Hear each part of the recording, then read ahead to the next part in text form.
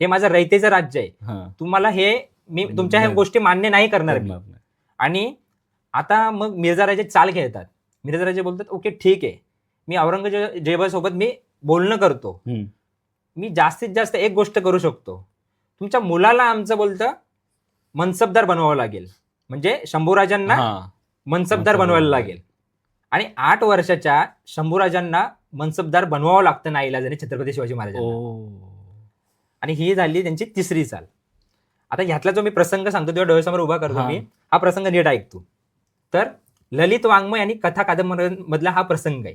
हम्म. आणि शिवाजी महाराज आणि संभाजी महाराज हे राजगडावर असतात, तेव्हा आपली राजधानी राजगड होती. राजगड. तर तिथे तिथला हा प्रसंग.